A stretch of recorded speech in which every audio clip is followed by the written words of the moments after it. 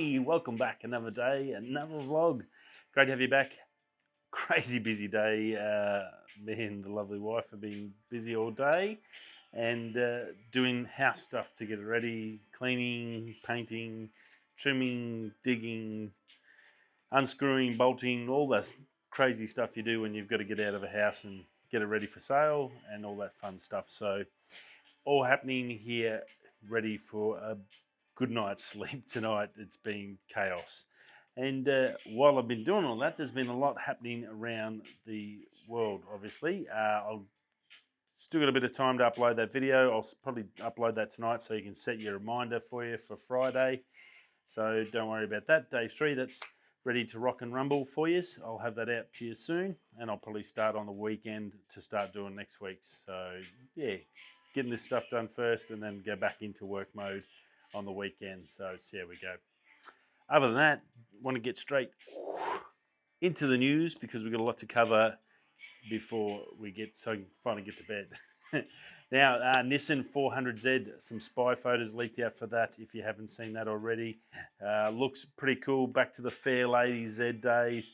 Got that nice Nissan rear end on it, like they've always done. Great booty calls, Nissan, and this one's no different.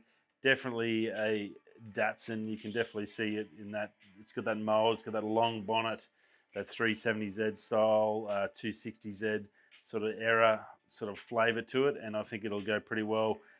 This one's got stickers on it, it's got UN certified numbers ready for shipping, so it looks like an actual production unit. So anything we've seen from last year at the show looks like it's pretty much all done and dusted and ready to go.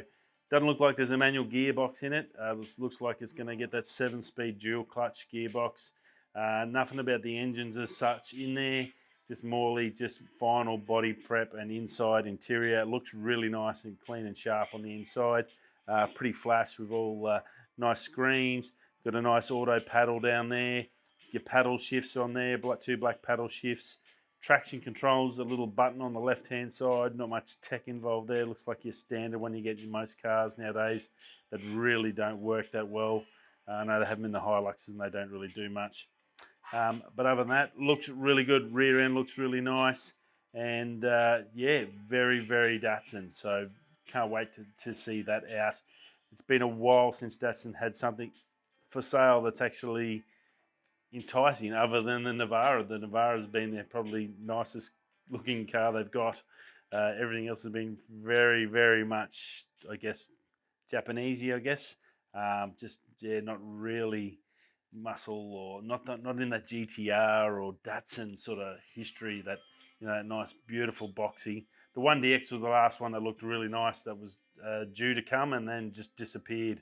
They could have easily turned that into electric. And there's also no mention of this being an electric car either, not even a hybrid. So I think that's when Nissan really need to get their skates on and get their crap together, because if they don't get something out that's electric and sporty and hot, which they should be ideally suited to because they do a lot of small cars, something electric there would be sensational. Now, Sony's brought out 3 new lenses today, all primes, a 24mm, 40mm and a 50mm. All Gmaster lenses, so super high quality. So quality-wise, picture-wise, they're going to be amazing. Not too bad on the cost, I guess, realistically, but for primes, maybe a little exy. $600 US each item, so that's just under $1,000. That's not too bad. That's sort of actually pretty good for a Gmaster. They're normally in the thousands, so to get a prime at that could be pretty good. Something portable, you can just go out, do some singular shots, really work on your photography game. That's probably a really good one to test it out. The 50mm and the 40mm are both 2.5s, and the 24mm are 2.8 aperture. So that's perfect. Pretty much you can use all them for night or low light stuff. So that's pretty cool to see, and I think they'll do really well. Alloy body, it's got the click stop, so you can have the nice click on there, so you can lock in your spots if you require, or you can turn that off and go full manual if you're going to use it to film with. So look, Sony, they make great lenses, they make great everything at the moment. They're really on a tear, Gmaster stuff's normally mega dollars. This is actually accessible, and primes, there's nothing wrong with having a good prime. I always carry my Pentax 8 blade with me wherever I go. I love it. It's my favorite lens, without a doubt. I don't use it as much as I'd like to, probably mainly because I'm doing stuff for the channel, but I do love it, and it's always good to go back to that and refine my techniques out with a nice prime. So definitely ones to check out if you do have a Sony camera. Speaking of lenses, Freewell for the DJI Osmo Pocket 2. That's a new little portable gimbal video camera that DJI brought out, I think, late last year. Well, Freewell, really renowned for some really good filters. They do the magnetic type, they do all the different ones. They do ones for GoPros, drones, all sorts of stuff like that. Go check them out. They've pretty much got everything covered if you are looking for one. They do some good stuff. I do have Freewells on my Mini 2, and they are really good, so can definitely recommend them. Well, they've brought out an anamorphic and a wide-angle lens kit. Well, you can buy them individually, but you can also buy them kit, obviously a little bit cheaper, for the new Osmo 2.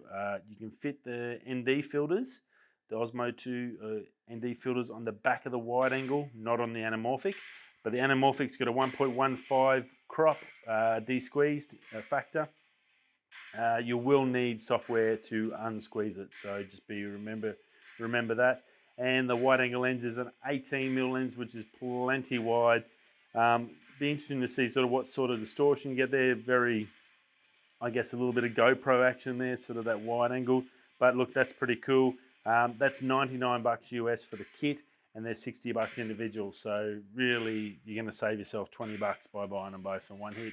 And if you're going to do that and you're into filming a lot and you're going to buy the filters, you might as well get the anamorphic anyway and give it a crack. So definitely worthwhile. Go check that out if you are a DJI Osmo 2 fan.